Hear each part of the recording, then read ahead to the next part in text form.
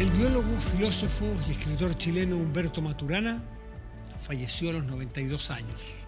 Luego de estudiar medicina en la Universidad de Chile, Maturana dedicó su vida a la ciencia y a la cultura, tomando clases en la University College de Londres, en la Universidad de Harvard, en el MIT. En 1960, una vez ya de regreso en el país y de tener toda esta trayectoria académica fuera de Chile, a las mejores universidades, cuando vuelve al país es nominado al Premio Nobel de Medicina y en 1994 galardonado, ahí sí, con el Premio Nacional de Ciencias por sus investigaciones sobre los vertebrados. En su trayectoria profesional escribió más de 20 libros, pero su teoría más destacada fue la autopoiesis, reconocida a nivel internacional por la reflexión sobre uno mismo y la capacidad del ser humano también de crecer. Desde el gobierno destacaron su contribución a la investigación científica nacional y el desarrollo universal sobre la vida. Un gran saludo, reconocimiento y homenaje a Humberto Maturana. Gran pérdida, pero su obra sigue para siempre. Cuando el día termina, comienza medianoche.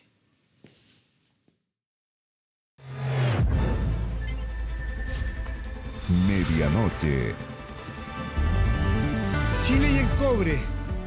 Tanto que hablar porque además estamos viviendo un día particularmente, como los últimos, particularmente dinámico en la alza del precio del cobre. Algunos se preguntarán si viene un nuevo superciclo como el del 2004 al 2014. Otros dicen que es el petróleo del futuro, que puede llegar a $6. Hoy día está a 4.30, me parece, la libra en la Bolsa de Metales de Londres. Pero eso es el cobre, sus transacciones y su futuro. Pero en Chile, en el Congreso Nacional, hoy se aprobó en la Cámara de Diputados, tendrá que pasar al Senado, leyes o marcos regulatorios para la explotación del cobre en nuestro país. Tiene que ver con el royalty minero que se ha aprobado en una de las fases, en una de las cámaras del Parlamento. Vamos a conversar con Joaquín Villarino, que es presidente del Consejo Minero. Joaquín, buenas noches, gracias por seguirnos. ¿Cómo estás? Buenas noches, Matías. Muchas gracias. ¿Cómo estás tú? Bien, pues este primer trámite legislativo, ¿qué opinión le merece al Consejo Minero que congrega a las empresas mineras privadas que les tocaría directamente un aumento en los impuestos? Bueno, también representamos a Codelco. Codelco, tiene razón, sí. Pero Codelco Minero también pagará impuestos, Codelco también, me imagino, por ser público. Sí, pero en el caso de Codelco le entra y paga sale. De un bolsillo al otro bolsillo, Claro. Porque el Estado lo vuelve a capitalizar. Es un mal proyecto, lo hemos dicho desde el inicio de la tramitación del mismo, y es un mal proyecto porque técnicamente está mal estructurado, porque además en sus últimas modificaciones empeoró aún más, estableciendo una carga tributaria que prácticamente duplica la que tenemos hoy día. Y eso atenta contra el sentido común básico. No es normal ver en ninguna legislación que los tributos se multipliquen prácticamente por 2 y menos para un solo sector productivo. Grava un mismo hecho que ya está grabado con otro royalty en el país, por lo tanto es redundante porque no deroga el impuesto específico, que también es un tipo de royalty y así fue establecido desde sus orígenes.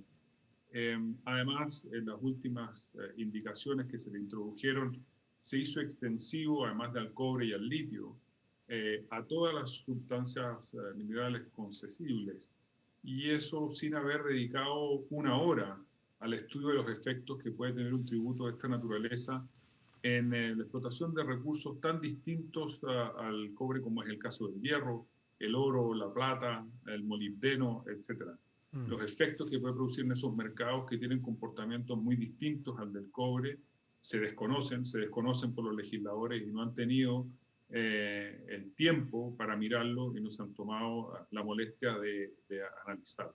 ¿Qué me está diciendo, Joaquín? Que los legisladores que hoy día votan no se han tomado el tiempo para medir o para conversar o dialogar con los distintos agentes de la sociedad que tienen vínculo con la minería.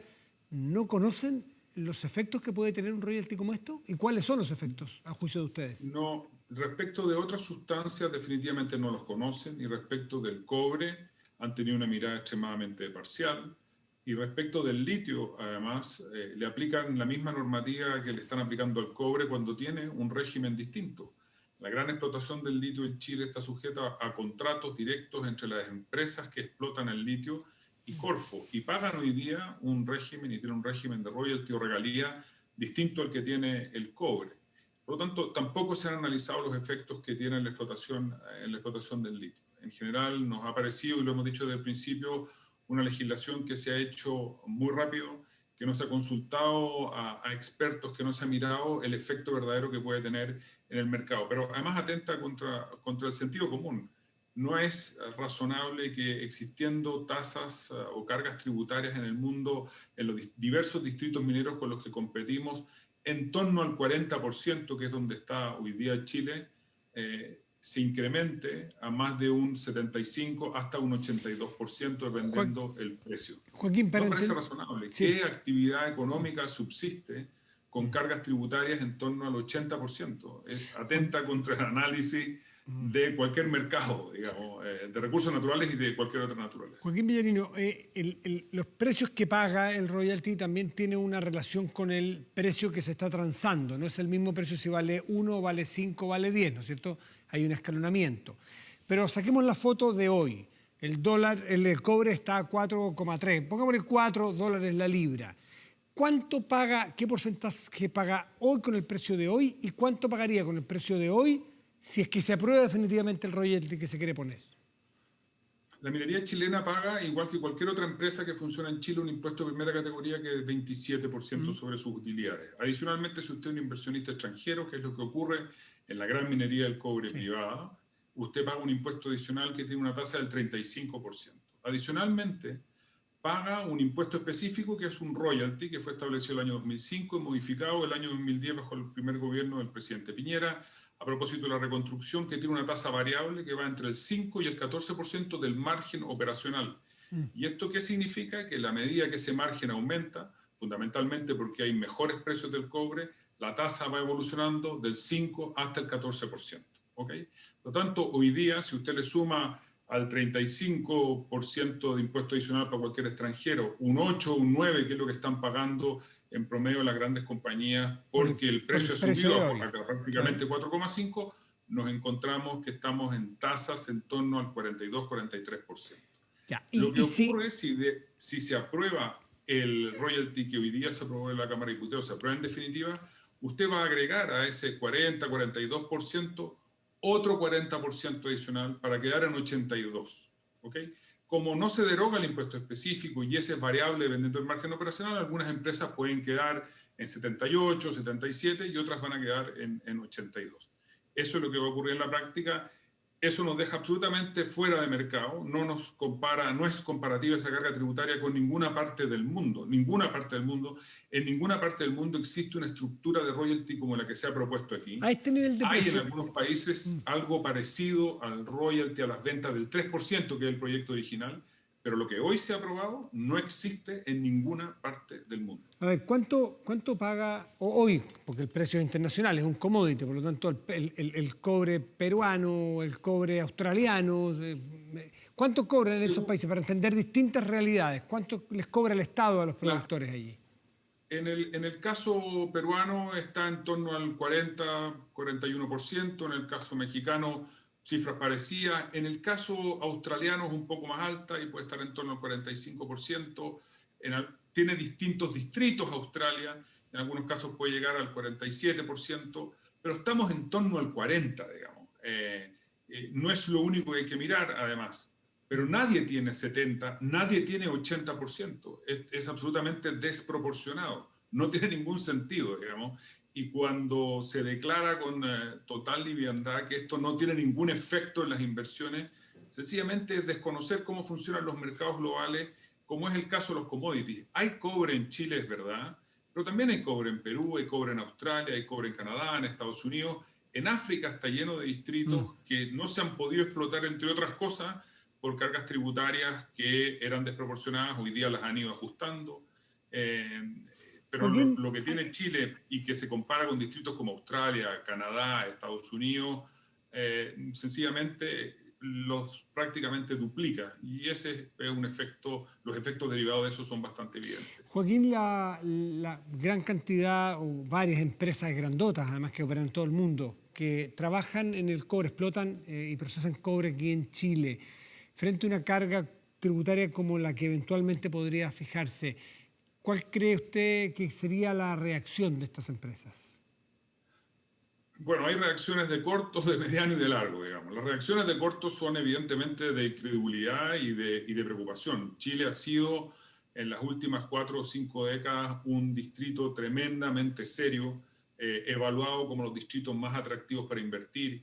Y eso ha permitido que Chile incrementara su producción en las últimas 2 décadas desde 1.600.000 toneladas a 5.700.000, 5.800.000 toneladas de cobre fino, básicamente de la mano de la industria privada. La industria pública, Codelco, ha mantenido su inversión en más de 1 década y media, su producción, y todo el incremento ha venido de la mano del sector privado. Por lo tanto, existe bastante incredulidad y ya se está viendo en informes de analistas internacionales, como el caso de Berkeley o de Bloomberg, que han señalado que esto va a significar una baja en el atractivo para invertir en Chile.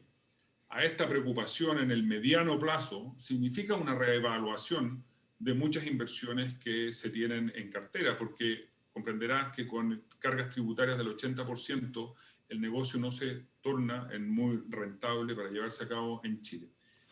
Y en el largo plazo, definitivamente se terminan por postergar inversiones mientras se vean cuáles son las decisiones definitivas que va tomando el país cuando vea los efectos. Hay casos de países africanos en que se incrementaron en periodos de alto de precio, de subidas de precio, dramáticamente los impuestos. Al poco tiempo cayeron, como ocurrió después del superciclo en Chile, y tuvieron que ajustar rápidamente esas leyes, perdieron periodos de inversión importantes y no pudieron aprovechar los periodos de buenos precios. Parte de los impulsores de un nuevo royalty sostienen que las empresas, sobre todo las extranjeras, vienen acá y no dejan un aporte significativo, sobre todo cuando hay alzas de precios. En fin, esa es parte de la crítica que usted y yo todos hemos leído y escuchado.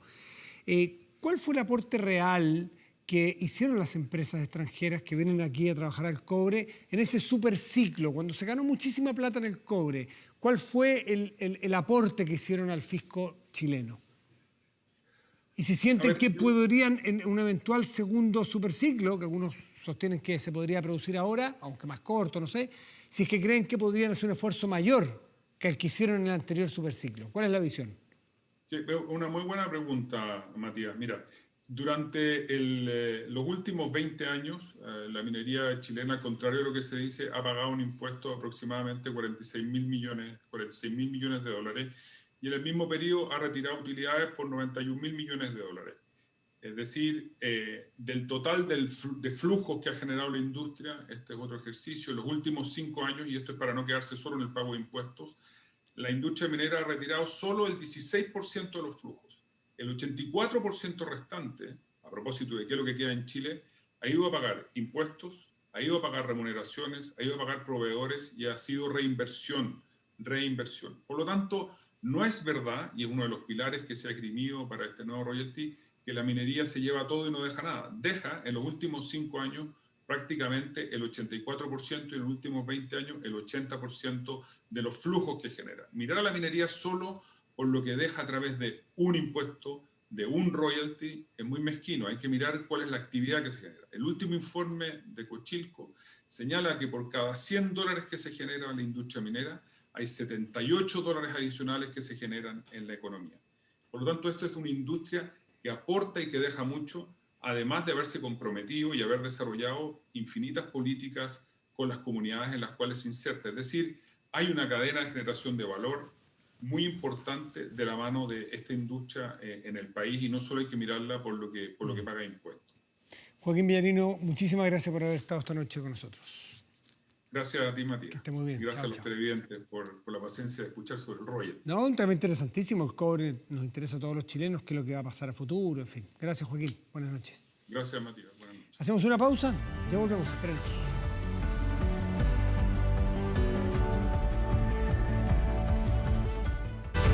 Estamos de vuelta de inmediato. Revisamos la jornada informativa con Marco Fleming. Claro, Matías, vamos con las noticias de inmediato. Comenzamos contándoles que tras una aprobación unánime en el Senado, el bono de 200.000 pesos para quienes se quedaron sin ahorros previsionales ya es un hecho. El gobierno espera comenzar a realizar los primeros pagos a partir de la próxima semana, pero ¿quiénes son los que pueden acceder a este beneficio? Ponga mucha atención. Con más de 5 millones de personas que ya han solicitado su tercer retiro, todavía hay un grupo no menor que está a la espera de recursos. Dinero que llegaría de la mano del bono de 200.000 pesos que este jueves el Congreso dio luz verde y fue despachado a ley. Perfecto, me parece. Porque la gente igual necesita plata, la gente que está sin trabajo. Bueno, encuentro yo, pues. Es poco, pero tiene que conformarse la gente, pues peor es nada, pues. Es bueno porque es una gran ayuda para gente que no tiene nada. ¿En qué consiste este bono? Todas aquellas personas que hayan quedado con 0 pesos en sus cuentas de ahorro previsional tras el primer y segundo retiro recibirán 200.000 pesos que serán depositados en sus cuentas de AFP. Un beneficio que GESA está esperando con ansias. En el primer retiro quedó sin fondos y no ha podido encontrar trabajo desde enero. Nos cuenta que cada vez se le hace más difícil el día a día y que este dinero le servirá para solventar algunos gastos. Ese bono sería retirarlo cuando nos lo permitan y gastarlo pues, en comida, se debe el agua, o sea, en los gastos. Sería una ayuda porque como yo hay muchas mamás también que estamos en la misma situación y esto nos serviría para eso. Un bono que no solo incluye a quienes quedaron con saldo cero. En el caso de que alguna persona quedó con menos de 200.000 pesos, se le complementará hasta llegar a esa suma. Es decir, si alguien quedó con 50.000 pesos tras un retiro, el Estado le pagará 150.000 pesos. El proyecto que inicialmente había ingresado, nosotros hablábamos de cerca de 3 millones de personas, hoy día se eleva a 3.525.000 personas, al incluir este grupo adicional. El proyecto que este jueves fue aprobado de manera unánime en la sala del Senado descartó de manera definitiva la indicación que buscaba un reintegro de los fondos. Esta es solo una pequeña ayuda a aquellos que se quedaron sin ahorros. Ustedes comprenderán que recibir 200.000 pesos cuando no tienes nada, nadie puede decir que no significa algo. Esto es un costo fiscal de casi $1.000 millones, una cantidad muy importante, que va justamente en ayudas difíciles, pero en un tiempo oportuno para los 3.525.000 personas. Pero ¿cuándo se podría comenzar a pagar este bono? Nosotros esperamos que esto signifique que a partir de la próxima semana pudiesen comenzar. Y esperamos publicar y promulgar y publicar lo antes posible. Un beneficio que llega a dar una mano a un sector que se quedó sin la posibilidad de un tercer retiro, aún teniendo la necesidad de obtener ingresos. Ahora solo queda esperar que desde la próxima semana estos dineros estén depositados en las cuentas de las AFP. Y este jueves el gobierno anunció un nuevo plan anti-encerronas y portonazos. Contempla la instalación de 45 pórticos lectores de patente y cámaras también en autopistas. Además, Carabineros comenzará a utilizar un nuevo sistema para capturar a delincuentes. Hay elementos para detener delincuentes que escapan a toda velocidad. Los ocupan las policías estadounidenses y ahora también Carabineros en nuestro país.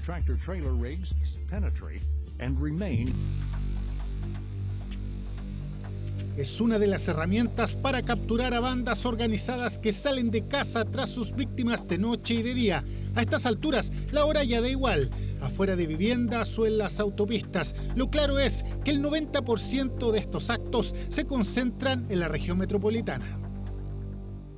Si me tuvieron el revólver puesto en la frente varias veces. Fue una película de terror. Lo he pasado mal. Son solo algunos de los relatos de víctimas. Al respecto, las cifras son elocuentes. De enero a mayo hubo un promedio de 16 casos diarios de estas características. Y para llevar más tranquilidad y más seguridad, nuestro gobierno ha preparado un plan anti-encerronas y anti-portonazos. La iniciativa contempla 3 factores. Se determinaron los 11 puntos de mayor actividad delictual de este tipo. Se instalaron 45 pórticos lectores de patentes para identificar autos encargados por robo. Y comenzó un plan operativo especial de Carabineros anti-encerronas. Que con una nueva estrategia y mediante el uso de helicópteros, drones, vehículos especializados y mayor patrullaje en terreno, va a permitir prevenir las encerronas y los portonazos. A eso se suma que unidades especializadas realizarán servicios de patrullajes en autopistas con vehículos que cuentan con sistemas de puntas de acero cilíndricas que penetran cualquier tipo de neumático, algo así como esto. Según el gobierno, estos son los 11 puntos críticos. Algunos son Quilicura, Maipú y Huechuraba. En esta última comuna hubo un caso que conmovió al país. La niña de 5 años que murió producto de una bala disparada por delincuentes tras una violenta encerrona en Huechuraba. Esto le puede pasar a cualquiera. Quien piense que no corre el riesgo de sufrir algo como lo que sufrimos nosotros es porque simplemente vive en una burbuja. Y evidentemente para nosotros como familia esto llega sumamente tarde. Es un delito que ha ido mutando, por eso se buscan las alternativas para que casos como el de Tamara no vuelvan a ocurrir. Bajar la sensación de inseguridad de miles de conductores es fundamental. El plan antiencerronas y portonazos ya está en marcha. También se despejarán terrenos y habrá mayor luminosidad para el control visual.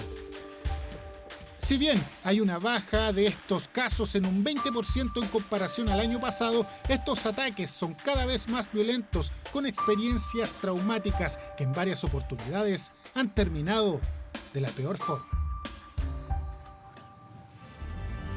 Cambiamos de tema. El ministro de Salud, Enrique París, destacó que existe una leve mejoría frente a los contagios de coronavirus en el país.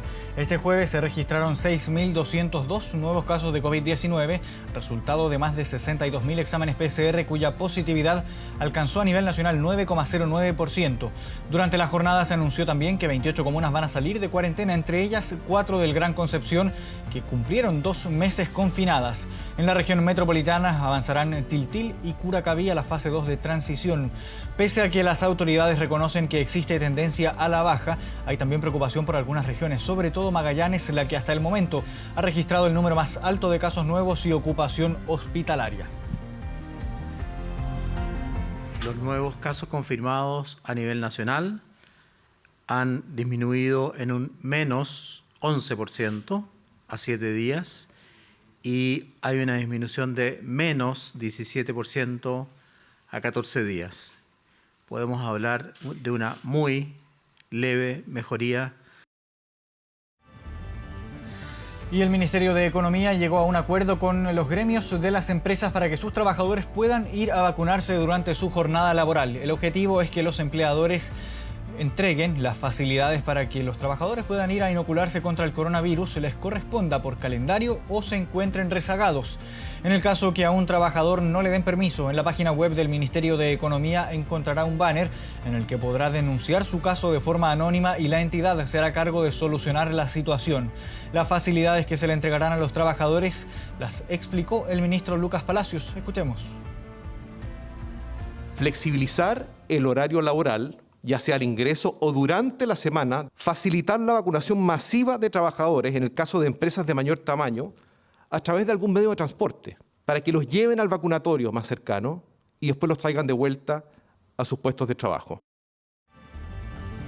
Y atención quienes adeudan cuentas de servicios básicos, porque el Congreso despachó a ley el proyecto que extiende la normativa que evita el corte por mora hasta el 31 de diciembre. La iniciativa pretende de forma excepcional entregar medidas en favor de quienes tengan problemas para pagar los servicios básicos.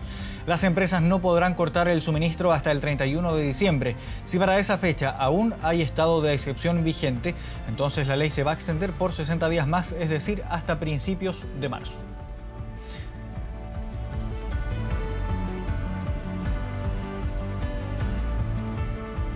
Vamos de inmediato a las calles de la capital. Rodrigo Pérez tiene las informaciones policiales de las últimas horas. ¿Cómo estás, Rodrigo? ¿Qué tal, Marco? ¿Cómo te va? Vamos a revisar de inmediato las imágenes a esta hora. Un procedimiento policial que a esta hora está realizando Carabineros. Ustedes están observando un vehículo de alta gama completamente destruido tras un accidente de tránsito. Pero, ¿cuál es la historia de todo este accidente de tránsito? A eso de las 9:15 aproximadamente, al menos 4 sujetos llegaron hasta un domicilio en la comuna de Las Condes, que está ubicado en calle Las Tórtolas. Allí ingresaron por uno de los accesos, intimidaron al menos 4 personas con armas de fuego y también los amarraron para robar distintas especies. Posterior a ello, después se robaron 2 automóviles de alta gama y escaparon con rumbo desconocido. Se hizo todo un seguimiento que incluyó, por ejemplo, cámaras de seguridad y también funcionarios de municipalidad, y que terminó desde la comuna de Las Condes, aquí en la comuna de La Reina, porque uno de estos automóviles terminó colisionando tras la pérdida de control en calle Padre Hurtado con Valenzuela Puelma. Este automóvil iba conducido por un sujeto. Este sujeto escapó tras el accidente de tránsito, incluso intimidó con armas de fuego a uno de los funcionarios municipales para así entonces emprender su escape con rumbo desconocido. Se está buscando a las otras personas que participaron de este delito. Mientras tanto, la Policía de Investigaciones va a realizar todas las diligencias en este lugar y también en la Casa de Las Condes para verificar más antecedentes, el avalúo de la cantidad total de especies que fueron sustraídas, ver si es que hay personas también lesionadas en un hecho bastante llamativo con este vehículo que fue completamente destruido por este grupo de delincuentes. Así que vamos a estar muy pendientes a esta información que nos ha trasladado en este sector y vamos a revisar también otras informaciones. Pongan mucha atención porque 2 personas peruanos fueron detenidos por estar en la calle con un rifle. Todos ellos fueron detenidos porque funcionarios municipales de la comuna de Santiago los percataron que estaban en Madrid con Copiapó con este armamento. Ahí se le realizó un control y se pudo verificar que mantenían todo este armamento y fueron detenidos estas personas y trasladadas hasta la 4ª comisaría de Santiago, donde allí se está realizando todo el procedimiento. Se está verificando si es que eventualmente habrán cometido algún tipo de delito previo a su detención. Lo cierto es que llama mucho la atención por las impactantes imágenes y también por la dimensión de este armamento que fue incautado por los funcionarios municipales y también por carabineros a estas 2 personas. Tenemos algunas declaraciones sobre este procedimiento policial, las pasamos a revisar a continuación. El servicio focalizado Santa Isabel se encontraba realizando patrullajes preventivos por el interior del barrio, son alertados por 2 vecinos de 2 personas que estarían portando dentro de sus vestimentas un armamento de fuego intimidando a los vecinos. Rápidamente son desplegadas la totalidad de las patrullas motorizadas del barrio Santa Isabel, dando alcance de ellos en Copiapó, esquina Madrid. Efectivamente, dentro de sus pertenencias portaban un fusil, desconocemos su calibre. Personas que fueron detenidas por las distintas unidades y ahora se encuentran en la 4ª comisaría de Santiago. Vamos a seguir aquí en la comuna de La Reina para retomar lo que estábamos comentando al comienzo, este accidente de tránsito que terminó con este vehículo completamente destruido de alta gama, pero que se originó por un robo en la comuna de Las Condes y una extensa persecución que terminó en este sector. Vamos a estar muy atentos a las diligencias que va a realizar la Policía de Investigaciones ya en los próximos minutos, que adoptaron todo este procedimiento y que hasta el momento no ha dejado a personas detenidas. Bien, Rodrigo Pérez, quedamos en contacto. Muy buenas noches. Y este jueves concluyó el proceso de capacitación de los entrevistadores especiales que están encargados de recibir los testimonios de niños, niñas y adolescentes víctimas de delitos sexuales. Todo esto debido a la aplicación de la Ley 21.057, que regula entrevistas grabadas en video a menores que son vulnerados en sus derechos sexuales al momento de comenzar el proceso de denuncia. De esta forma, los niños, niñas y adolescentes, al momento que entreguen su testimonio, lo deberán hacer de forma única a entrevistadores especializados en esta materia, de forma que no tengan que repetir el proceso, haciendo así más privado la entrega de declaración. De esta forma, Carabineros, Policía de Investigaciones y también funcionarios del Poder Judicial van a estar a cargo de una nueva unidad especialmente creada para recibir a quienes denuncian delitos sexuales siendo menores de edad. Es una manera, ¿no es cierto?, de estar mucho más compenetrados con la gravedad de estos delitos y por eso estamos preocupándonos de capacitar a nuestro personal para atender de mejor manera estos requerimientos.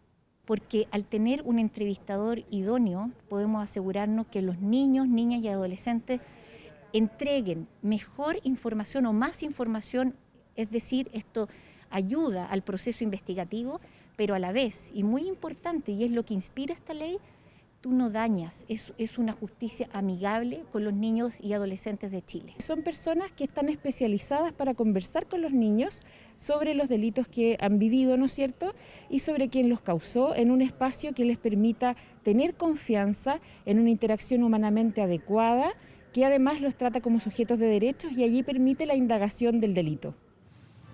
El biólogo, filósofo y escritor chileno Humberto Maturana falleció a los 92 años. Luego de estudiar medicina en la Universidad de Chile, Maturana dedicó su vida a la ciencia y la cultura, tomando clases en la University College de Londres, la Universidad de Harvard y también el Instituto Tecnológico de Massachusetts. En 1960, una vez ya de regreso al país, fue nominado al Premio Nobel de Medicina y en 1994 fue galardonado con el Premio Nacional de Ciencias por sus investigaciones sobre los vertebrados. En su trayectoria profesional escribió más de 20 libros, pero su teoría más destacada, fue la autopoiesis, reconocida a nivel internacional por la reflexión sobre uno mismo. Desde el gobierno destacaron su contribución a la investigación científica nacional y al desarrollo universal sobre la vida. 1 de la madrugada con 27 minutos, vamos a la pausa y ya volvemos.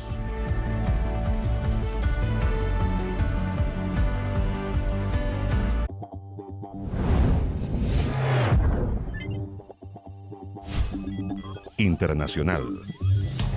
Ya estamos de regreso en medianoche, revisamos noticias del mundo. Se mantienen los bloqueos en varias ciudades de Colombia, donde ya empiezan a escasear los alimentos a causa del paro nacional que cumple más de una semana. Las protestas masivas que se extendieron por decenas de ciudades pacíficamente terminaron eclipsadas por enfrentamientos en horas de la noche que dejaron decenas de heridos y detenidos en lugares como Pereira, Bogotá, Cali y Santa Marta. El presidente Iván Duque rechazó los ataques de los manifestantes contra la fuerza pública e insistió en su llamado al diálogo con líderes del paro, una iniciativa que espera concretarse la próxima semana. Se espera que durante las próximas horas se actualicen las cifras de víctimas fatales. Nos duelen todas las vidas de aquellos que han sido víctimas de la violencia de estos días. Todos los colombianos rechazamos sin ambivalencia los actos de violencia, los ataques a la infraestructura, los bloqueos a las vías que impiden el abastecimiento de alimentos y que lleguen los alimentos al hogar de la familia colombiana. Al menos 25 muertos dejó un operativo de seguridad en una favela de Río de Janeiro que se extendió hasta estaciones de metro. Según medios locales, un intenso tiroteo se registró durante varias horas en la favela de Jacareciño, ubicada al norte de la ciudad. Residentes de la zona señalaron que las ráfagas de disparos y las explosiones duraron varias horas y tuvieron que permanecer resguardados en sus casas debido al intenso tiroteo que llegó hasta una estación de metro donde al menos 2 pasajeros resultaron heridos y tuvieron que ser trasladados hasta hospitales cercanos. Se trata de la mayor cifra de muertos registrada en un operativo policial en las favelas de la ciudad desde el 2016, que fue cuando iniciaron las mediciones de estas cifras. Desde junio del año pasado estaban suspendidas las operaciones de seguridad en las zonas marginales debido a la pandemia y solo podían realizarse de forma excepcional.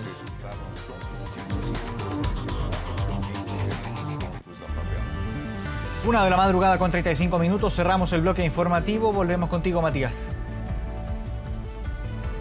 Bien, Marco Fleming, muchísimas gracias. Y nos vamos de inmediato a nuestra pantalla grande en el estudio y revisamos el portal de noticias 24horas.cl. En este momento es encabezado por permiso de vacunación. Trabajadores podrán inocularse contra el COVID-19 durante la jornada laboral. Importante porque lo que necesitamos, teniendo disponibilidad de vacunas, es rápidamente ir a inocularnos. Ya estamos en una semana en que se llega a los 40 años. La próxima semana 30 y tantos años. Y es el público que hoy día en muchas partes está sufriendo del COVID. Entonces, a vacunarse. ¿Qué decir? Los mayores como yo, que están rezagados y no se vacunan todavía, ¿qué esperan? Así que con esta información vamos a revisar ahora el tiempo. El tiempo para hoy en Santiago indica que estará parcial y tendrá una temperatura máxima de 20 grados. Y en Rapa Nui, en la isla de Pascua, región de Valparaíso, tendremos chubascos y una máxima probable de 22 grados. Con esta información les deseamos que tengan una muy buena noche, que descansen. Nos reencontramos mañana y usted siga atento a todas las entregas noticiosas de TVN y sus plataformas. Muy buenas noches y gracias por venir.